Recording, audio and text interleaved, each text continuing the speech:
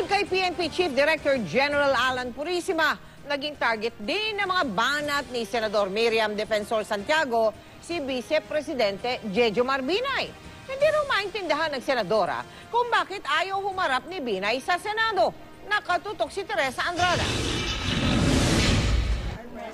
Hindi rin nakaligtas si Vice President Jejo Marbinay sa maanghang na patutsada ni Senadora Miriam Defensor Santiago. Ngayon meron tayong isang opisyal sa gobyerno. Ang problema niya, hindi niya makuha ang patunay na siyang may-ari, kung hindi patunay na hindi siya may-ari.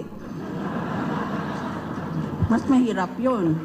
Nitong Miyerkules, isiniwalat ni dating Makati Vice Mayor Ernesto Mercado ang binansagang Hacienda Binay na pag-aari umano ng pangalawang Pangulo at ng kanyang pamilya. Inako na ng kumpanyang Sunchamp ni Antonio Chu ang pagmamay-ari sa 145 na ektaryang lupain na bahagi lamang daw ng 350 na ektarya umanong Hacienda Binay.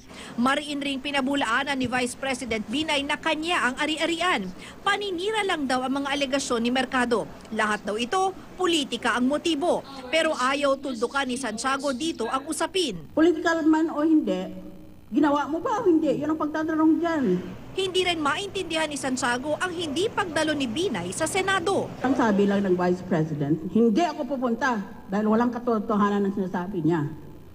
Ganon ba ang attitude ng tao? Pag siniraan ka ng tao, hindi ba gusto mo suntukin mo na kaagad? Susugurin mo na? At saka ibibigkas mo na sa buong daigdig kung ano talaga ang katotohanan. Bakit ayaw lumabas yan doon? Anong rason niya? Sa press conference ni Santiago pagkatapos ng kanyang talumpati, iginiit niyang maituturing ang hindi raw pagsagot ni Binay na betrayal of public trust, isang impeachable offense. If that is the case, then by becoming the subject of sheer accusations without answering them fully and immediately, the person already betrays the public trust. Pero kung si Senador Antonio Trillanes raw ang tatanungin, hindi lang nga impeach sa akin kulungan Itong ganitong magnitude na kalalaking bilyonan na nakawan, kailangan kulungan talaga ang hantungan nito. ang Department of Justice posible na rin daw imbestigahan ang mga isyong kinasasangkutan ng Vice Presidente. Hindi naman daw ito pamumulitika at dinepensahan din ng Malacanang. I think the public deserves to know the truth.